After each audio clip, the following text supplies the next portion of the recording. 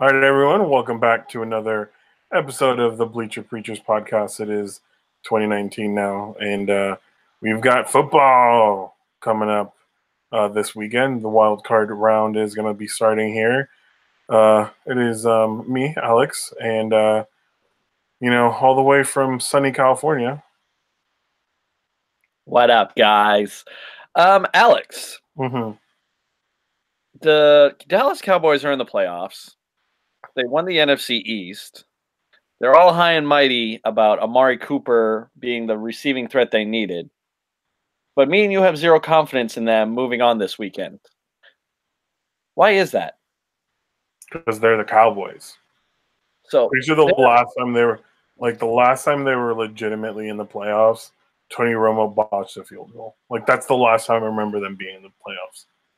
they were 13-3 and they were the number 1 seed in 2016. Dak and Ezekiel Elliott's rookie years. You don't remember that. I mean, I remember it, but I also have selective memory because 2016 was a very bad year.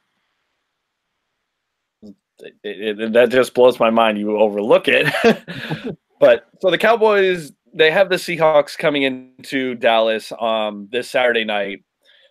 I know we don't trust the Cowboys, but is it more so because of the Cowboys, or we really think the Seahawks are going to go in there and take care of business? For me personally, I think I just know the Cowboys' history, and I mean they haven't been successful since the '90s, right? So that's I mean successful in the terms of like making it to a Super Bowl and competing for a legitimate chance at going to the Super Bowl. So it's been almost 30 years of that. So that's really my biggest thing is the Cowboys just every time they seem to get here, there's a problem. Uh, this offensive line, not really what it used to be 2-3 years ago. Defensively speaking, front seven is impressive, but their defensive backs just are inconsistent, in my opinion. So, you're really going to have to. If the Cowboys have a chance of winning, they're going to have to get the ball out of Dak's hands quickly. Amari Cooper is going to have to produce, and so is Zeke. I mean, they've been producing, but when you've got one threat under Amari Cooper in the playoffs, you're going to get double teamed. I'd say a good portion of the time. And defensively, is you got to contain Russell because he can break it out and throw it down the field, and next thing you know, Doug Baldwin touchdown. And it's just kind of transition to the Seahawks side of things. They weren't even. I can't even say pick. They weren't even imagined to be in a position like this, but Pete Carroll and Russell Wilson, managed to muster together another solid season by all accounts. Also, I came across this note. Russell Wilson has never missed a snap in his career. Because of injury, like he's never sat out of play because of injury. Never. Impressive. Because you look at him and he gets knocked down. He's a tough SOB, but I think this is an interesting Seahawks team because you look at how much they lost, with Cam Chancellor retiring, Richard Sherman was released, Earl Thomas went down with injury in the early part of the season. There was not a lot of names on the back end of the defense, and it was kind of just becoming Bobby Wagner and company, but here they are again, in the playoffs. They're being slept on, and this is a role they relish. So when you look at the Seahawks, they don't have a lot of big names like they used to, but I think they could be just as tough as an out, if any, in the playoffs. Agreed. No, totally. I mean, I don't want to discount their running game because Chris Carson did have an above average year. I think people didn't think he was going to perform as well as he did. But I think we all know that running backs are very, very much diminished in the playoffs.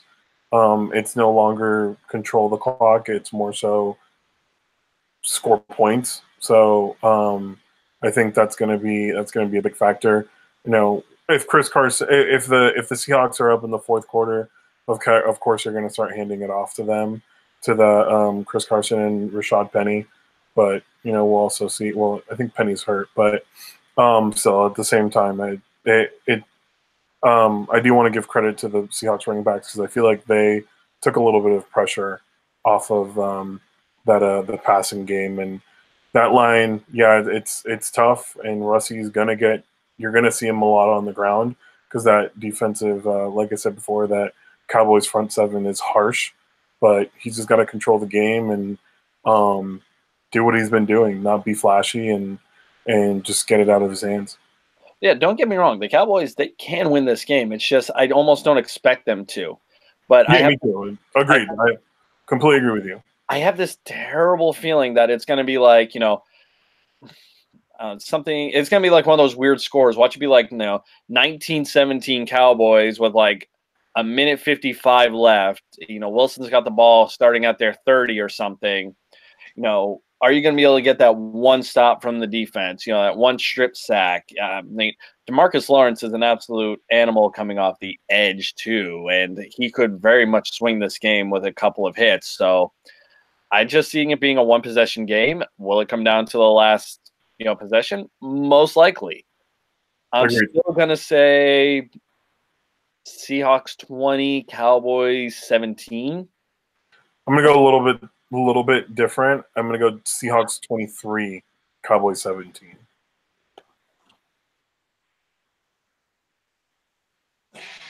Fair enough. Staying in the state of Texas, we have the Indianapolis Colts and the Houston Texans. Another AFC South matchup to kick off the wild card here. The Texans took a little bit to get going. They started the season off 0-3. And then I believe did not lose again until the beginning of December. I think they rattled off 9 or 10 straight wins, something like that. Deshaun Watson finally was able to play himself into the level, or play himself back to the level that he was prior to his injury last season. So all's looking good for the Texans. They're at home, but the Colts, on the other hand, are looking just as scary. Like the Texans, the Colts started off, I believe, 1-5. And then just all of a sudden turned things around. Guys started getting healthy again. The O-line started coming together. And the Colts, again, another one of those teams that, they got their confidence going at the right time. They won their play-in game against a shorthand Titans team in Week 17. So they were hungry to get in, and now they're playing a team they're familiar with. Again, division opponent. This is going to be your third time seeing them. What do you think is going to be the big difference in this game between the two? I think this is going to be the Andrew Luck is back game. So I think he's really the biggest difference is, can Andrew Luck win in the playoffs? I mean, I know he was the next big thing when he got drafted out of Stanford.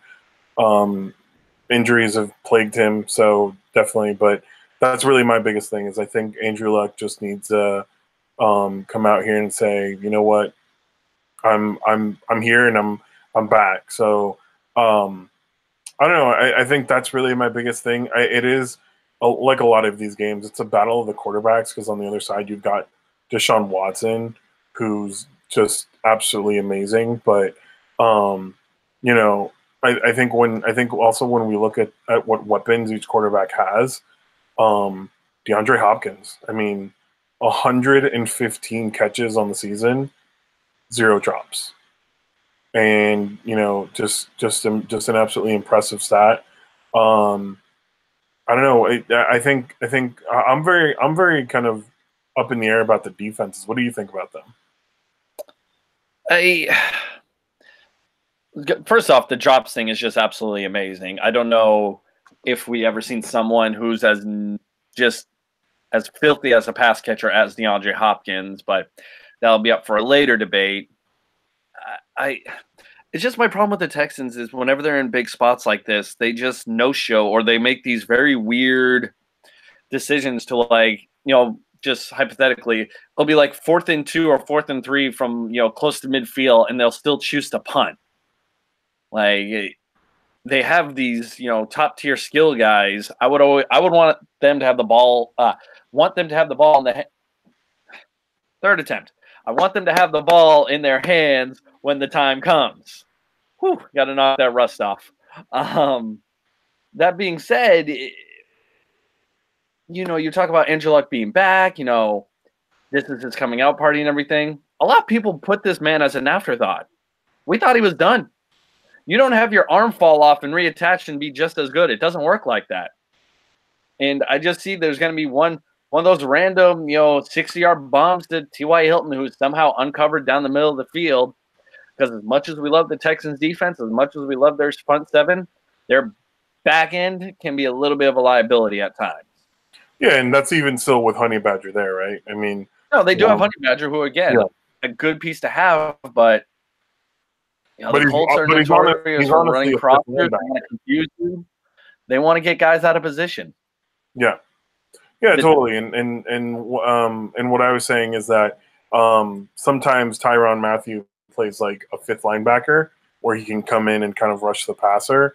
But I think you just need to keep Honey Badger back and help him cover the back. So, that's really my biggest thing is like, so has JJ Watt ever played in a playoff game?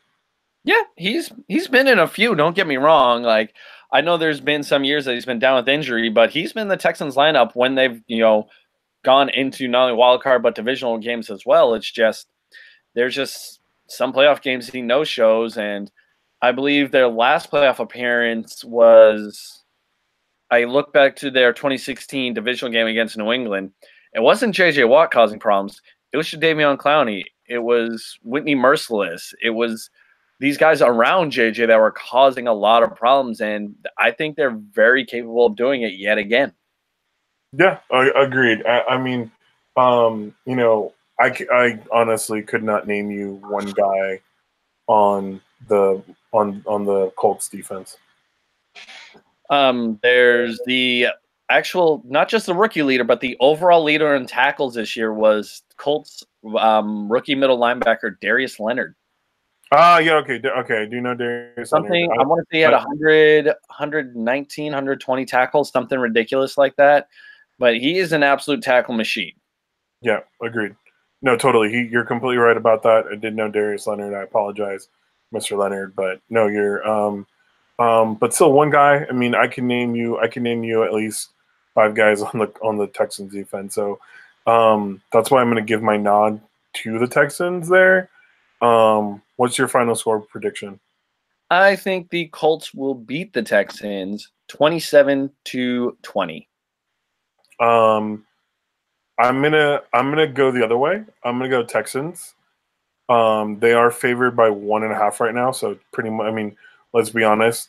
The money's gonna go the other way. It'll probably be a pick at the end of the week, but I'm guessing 31-24 Texans. Fair enough. Moving on to Wild Card Sunday. This is my new name for them, by the way. The San Diego Superchargers of Los Angeles travel to Baltimore to play Lamar Jackson and the AFC North champion Ravens. We do have a Ravens fan on this production. Unfortunately, couldn't be here today. But I think he's having the week of a lifetime between the Ravens getting to the playoffs and the Steelers absolutely falling apart. Wait, time out. I thought that game was in San Diego or in Los Angeles.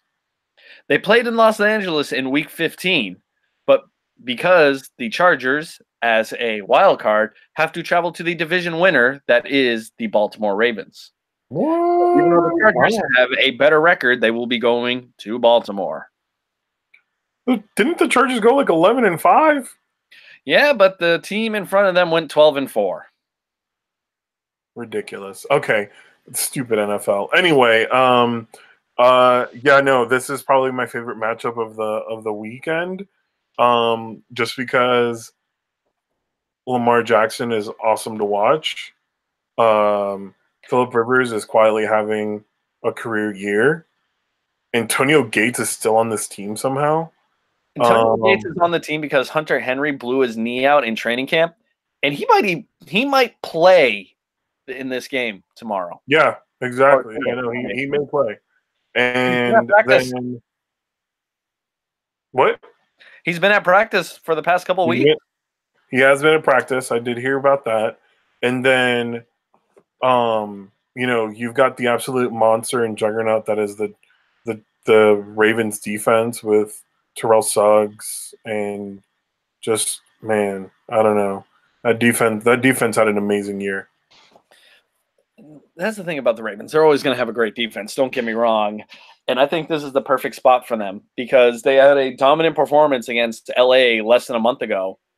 And now they're getting to do, or they're going to have another chance to do so in front of their home fans. I know it's hard to beat a team twice, especially when you're seeing them so close, so close together. So I don't know if the Ravens can rely on Lamar Jackson to win this game. They're going to need to control the clock. So they're going to have to keep with this 1970s college style run 80% of the time offense. Keep the Chargers off the field, keep the Chargers offense off the field. And you're going to have to do what you did last time and just terrorize Phillip Rivers all day. Hit the receivers. Don't let Melvin Gordon get going. All that fun stuff. Yeah, agreed. No, that is really the Ravens' key to winning here. It is they have to just run up the time of possession and not let the Chargers use their weapons like Melvin Gordon, Keenan Allen, et cetera, et cetera. So, because that is really the biggest thing. Lamar Jackson isn't going to go deep down the field, and if he does, wow. But with guys like John Brown and Willie Snead, the fourth, I think is his name. It is questionable, John Brown, QJB. QJB. Those kind of guys, they like to get the ball deep and run off with it, but I don't know that I don't think that with Lamar Jackson as your quarterback, that's not happening, right? I just don't see it happening. So it is going to be the 5-10 yard passes down the field that turn into something more if possible. But the Chargers need to load the box and kind of try to limit the amount of yardage the Ravens get if they can get any. I like Baltimore here. I think they're going to sit on the ball the entire game. I think they're going to hit the Chargers early and often.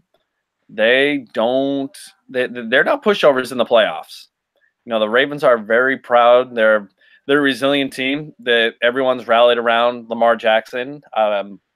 He's been a fun story to watch and follow, and I think he's going to get the last laugh this game. I'm going Ravens. Let's go Ravens 16, Chargers 9. You know what? The man that was a Giant for about 10 seconds is getting my nod. So I'm giving it to the Chargers. I'm going to go let's see here. I'm gonna make it. I'm gonna say that there's gonna be points on both sides. So I'm gonna go 21-17. Chargers. Oh, there it is. Yeah, that's what I was. I'm sorry. The tension. All right, and wrapping up Wild Card Sunday, we have the defending Super Bowl champion Philadelphia Eagles going to Chicago to play the new version of the 86 Bears, sometimes I've heard, but that absolute disaster wrecking ball of a unit on defense, Chicago Bears. It is worth noting there still hasn't been what's the way to say this? There's not like an official line. I've seen like plenty of different ones because no one knows how healthy Nick Foles is yet. But all I know is Nick Foles is back in the playoffs, and I can't sleep. Well, it's big dig Nick from now on forth. I mean the Eagles got in by the skin of their teeth, literally. They can thank the Vikings for absolutely pooping the bed there. I mean, that's really the most impressive part is that the Eagles are back, and I don't know, they look pretty good. Week 17, I know you're scared, John, but that Bears team is also nothing to mess with. I think the difference maker here is, can Mitch Trubisky come out and perform? He's had kind of an up and down season. Yeah, he had a six touchdown game at one point, but then you see these games where he throws 4 picks. So what Mitch Trubisky are we going to see? Can he get it to those guys that are out there? Can he use um, his running backs effectively? Because that is going to be a factor there. And yeah, just that's really my biggest thing is what Mitch Trubisky is going to show up. We already know what Nick Foles is going to show up, and we know what that Eagles team is capable of. Yes, they're not the Super Bowl champions, or they're not the Super Bowl champion team of last year. But I mean, let's be honest. I wouldn't have at the beginning of last year. I didn't think the Eagles were going to win a freaking thing. So, good on them. Well, let me tell you. Yeah, the whole notion of don't screw it up, Mitch, I think is 105% accurate, because if he doesn't screw this up, I think the defense takes care of business. We saw this same unit, play at home against the Rams, who have another, top flight offense, and I believe they were held to season lows in every major category that day. The only notion against the Bears right now is it's not sure what Eddie Jackson's status is going to be. He's been their playmaker on the back end for the better half of the season, so they're still going to have a Khalil Mack ready to go. The from end to end, from corner to corner, there's no weakness. There's nowhere for them to necessarily attack. So I'm not sure if Philly can out-scheme this unit, especially playing in a tough environment like Chicago. Yeah, last year Nick was able to do it, at home, but this is act number 2. You don't have necessarily the same supporting cast. It is possible for them to do it. I can't see it. I'm going Bears 23, Eagles 13. Okay, before I give you my prediction, I want to pose a couple of it may turn into a slew of questions, but I'll start with the first one. Shoot. If Nick Foles wins this game, and let's say gets to the NFC Championship game, I don't even want to put it in the Super Bowl yet. Next year, September 2019. Who's the starting quarterback? Is it Nick Foles or is it Carson Wentz? Because at that point, I feel like you've got to give momentum to Nick. Well, it's not even just the fact you have to. It's like he might be better than Carson Wentz at this point in time, because coming back from injury, Carson, I don't know, man. So that's my other question that I was going to ask you is week 1 of the 2018-2019 season, was Carson Wentz 100% healthy? My answer is no, absolutely not. And that's why Nick Foles started. But then when he came back, I feel like he still shouldn't have came back. And I think that's, hindsight is always going to prove it. Like, what you should have done, like, starting one guy or keeping another guy on the bench. Carson Wentz is still, the team starting quarterback. He was the team captain. He was going to win the MVP up until his injury last year. So, yes, they had to get him back into the fold, but I think they might have rushed him back because he hasn't looked himself since coming back. And, now he's going to be down again with a couple of injuries. Nick Foles, reasserts control of the team at the quarterback position. And I know he didn't have the greatest start to the season this year, but, pretty much most of Philly was still trying to get over their Super Bowl hangover. It wasn't until, November-ish where they started getting over it, step by step. That being said, though, I think they just have this certain moxie when Nick's back there because they're able to let it fly more. I think you see a more engaged Alshon Jeffrey. I think Nelson Aguilar is able to run freely more. Well, I think that also that's got to be credit to Doug Peterson, who knows his quarterback, and you saw it in the playoffs as they had to go kind of more of a spread option kind of thing and do a lot of more play action, sprinkle in some RPOs, whatever the case may be, in that Super Bowl run last year. So that's my credit will go to DP there, but I know what you're saying, and it's hard to adjust to for NFL teams to adjust midseason. But now you're in the playoffs. That may change. They've seen the same song and dance out of Nick Foles, so who knows? With that being said, you gave your prediction 23-17 Bears. Mine will be 17-14 Bears as well. I'm going with the Bears on this one. Well, if all else fails, those Philadelphia clowns can run that stupid Philly special play. So that's also okay. The Philly special. The Philly's not so special anymore. But I mean, I think we can look at the schedule this weekend and legitimately say that you can make a very good case for all four away teams to get a win. Oh yeah, if you want to throw $5 on all the road dogs, which I did, and it pays $50. Ooh. No wait, 150. I was gonna say that's it. 150. No, definitely all these road teams can go in and clean shop, but I think this is one of the few instances where there's no suck wild card game, because last year we got the likes of Jags Bills.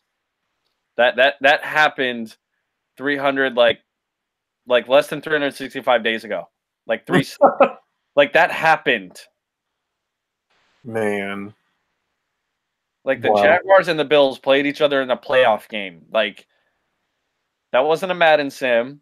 That was the actual NFL. That did happen. Because they were like, oh, it's not Buffalo. Unreal. All right. So with wildcard weekend all unpacked and observed and flipped upside down, let's look at this wonderful NFL season, Alex. What were some of the favorite points from this past NFL season that you enjoyed? Saquon Barkley putting the team on his back, though. I think you and me did discuss just a little while ago. There's a very good chance. There's a chance. I don't say a very good chance. There's a chance Saquon does not win the Offensive Rookie of the Year, which my argument is that he had more yards receiving and rushing than excuse me, than Todd Gurley a couple of years ago.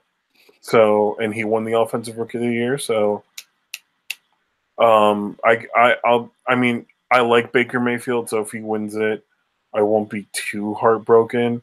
But at the same time, screw you, Baker.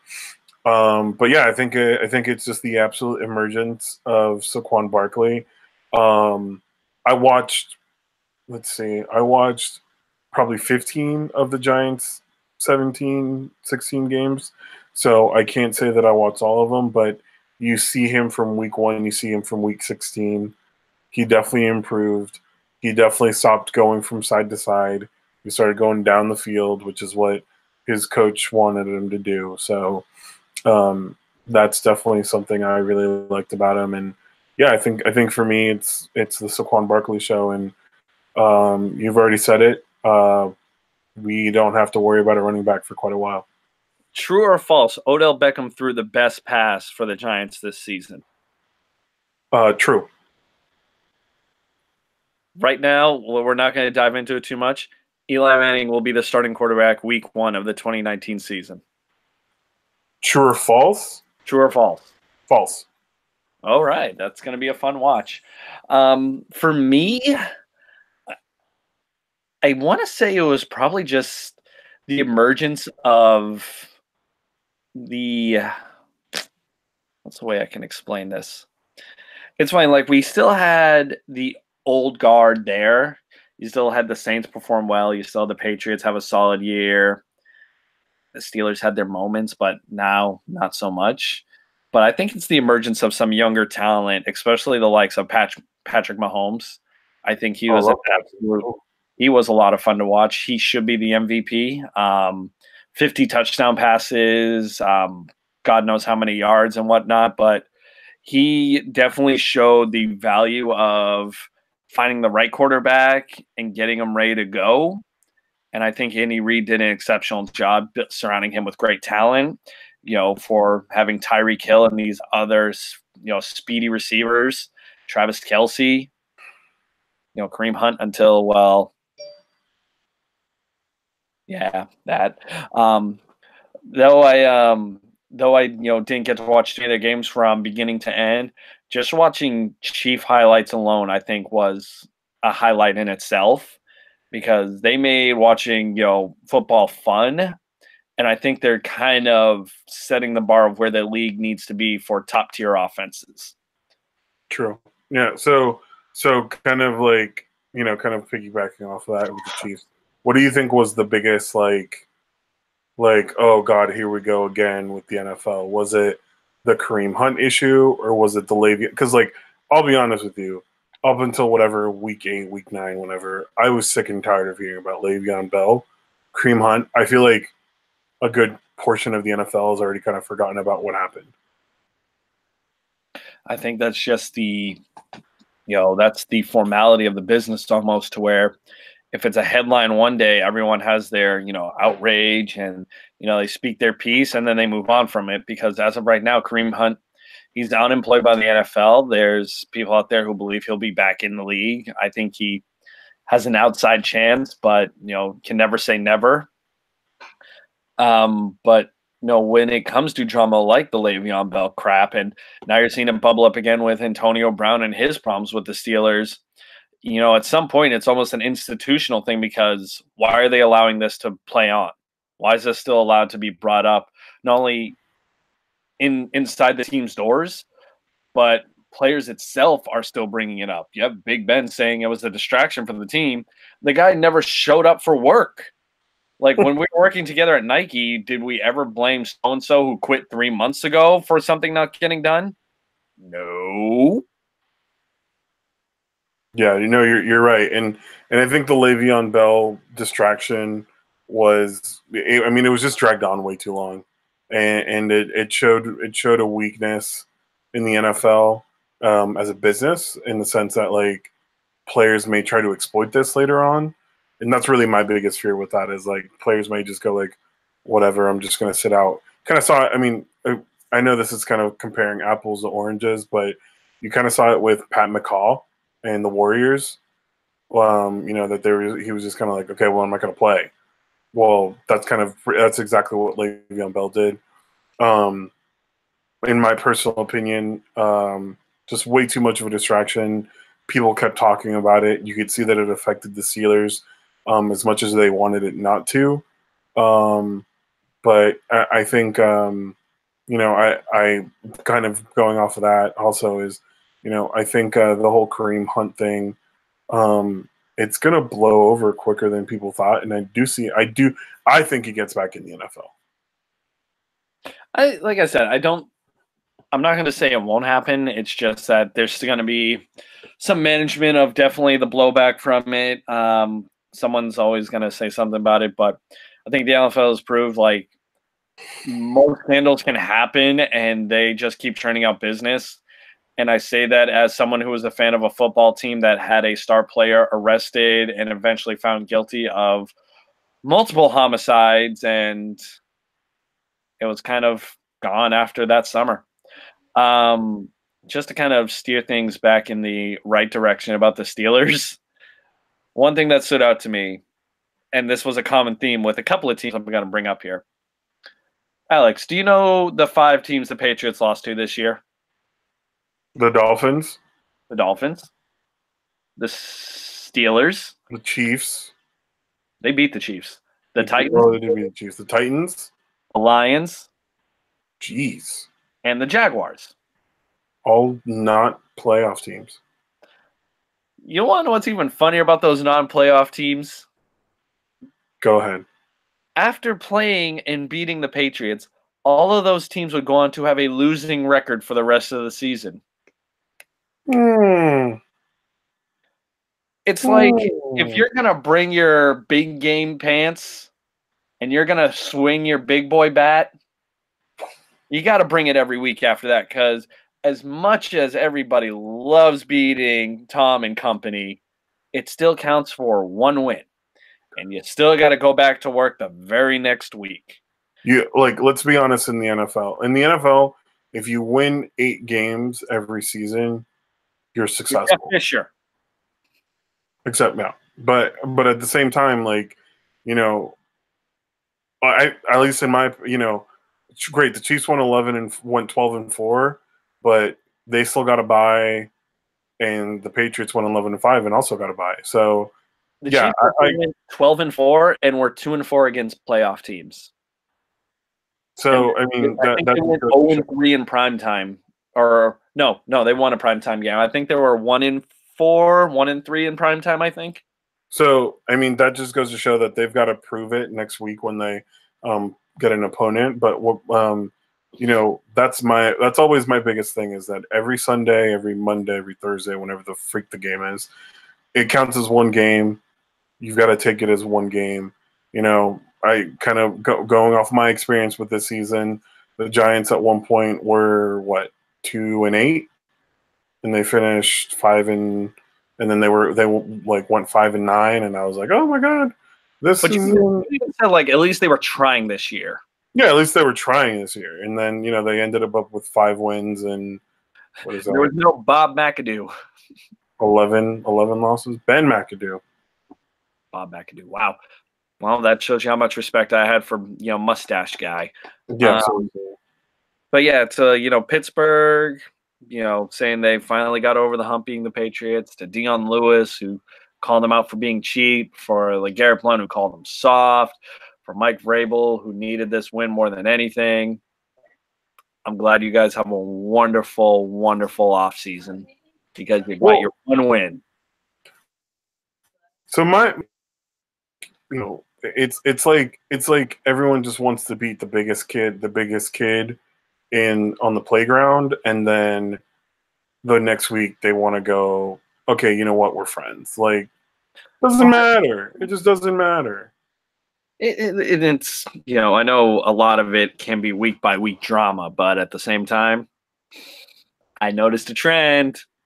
Everybody got real complacent after getting that one win. Yeah, and this isn't college. It's not. There's no rivalry week. It doesn't. What do you mean when they move up in the rankings? Yeah, seriously. So whatever. They're all UCF at this point. How tough are you? Exactly. What other points you want to make about this football season? I don't know. I hope and pray that more players like Patrick Mahomes come out of college. This man is an absolute animal. You kind of touched on it, but I just wanted to say my point about it. I love watching Patrick Mahomes. I think he's a gamer. So I don't know. That's really the other thing. Ketchup on steak, yes or no? Wait, what? He likes ketchup on his steak. Is that a yay or nay for you? No, absolutely, a strong no. Just seems unwholesome. I love ketchup. Don't get me wrong. Ketchup is definitely a condiment that I love and appreciate, but not on a steak. Nah, not doing it for me either, boss. Yeah, no. You gotta. I don't know. But then again, I'm very much I like my grilled mushrooms on a steak. So. Well, that's at least somewhat normal. So I can at least see eye to eye with that. Mm-hmm. Fair enough. I got it. Anything else we got to talk about? The Giants have the 6th pick in the draft, and I really hope we don't go quarterback with it. I should say that. You do or don't? I do not. I want us to address the offensive line. That's sad considering you signed the best left tackle in free agency, and I think you guys drafted a guard in the first round last year as well. Yeah, well, Hernandez was a second rounder, right? Who? Will Hernandez was a second rounder, the guard? Will Hernandez was a second rounder. I thought you were talking about Eric Flowers. Yeah, Eric Flowers was literally put on the next bus out of there as soon as the papers cleared. Meadowlands is a swamp, or MetLife is in a swamp, and they said, "Get out of the swamp." With an indoor ski arena right next to it, which just blows my mind. What a freaking turn of events. I thought that was like some kind of processing plan of, and this is for people driven all the down. New York, I'm telling you, it's all the New York yuppies that don't want to drive to the mountains. That they're just like, oh, What? I'm not driving to Vermont. That's 2 hours. I'll take a 45-minute drive to New Jersey. Let me hop through the Lincoln and get off at exit 3. Oh man. All I can say is at this point, the second season starts this weekend. It is by far the most competitive, most fun part of the football season. You know, playoffs. Everyone brings their A game. It's the best of the best. Last point. Who are you taking, Bama or Clemson? Ooh, Clemson's defense is so good, and I'm gonna take Bama. It's hard to beat the best, and they're the best. Roll Tide, roll. I still don't understand why. My biggest thing about Alabama is, why is their mascot an elephant? We don't have time to explain it, but I can tell you also why it goes hand in hand with the A's mascot also being an elephant. I don't know that for sure. I just made it up because it sounds smart. Oh, okay. I was gonna say, I was like, you're kidding, right? It was like, but like I went, like a light bulb just went off in my head. I might have put 2 and 2 together that had no. You may have put two completely unrelated things together right now. It's Alabama. Nothing makes sense. Well, on that note, good to be back. Good to be back, everyone. Yeah. So follow the show on Twitter, on Instagram. Twitter is Bleach Preach Pod. Instagram is Bleacher Preachers Podcast. We are going to try to do some different things here in 2019. Definitely going to try to maybe do some writing for myself. I don't know. And then, yeah, but if you guys have any questions or comments or anything you guys want to talk to us about, find us. You know, we're all over the place. You guys are probably sick and tired of hearing our Twitter, but we're going to give it to you anyway. Mine's RonCal33 BPP. At Jonathan_R, which just the last thing I want to fill you guys in on. I made it all the way to the championship round of fantasy football. And you lost. And I lost yet again, proving yet that anybody who picks just enough correct guesses can get as far as they need to until the luck runs out. The sport is still horrible. I still hate it. Thank you guys very much. See you for the divisional round. Bye.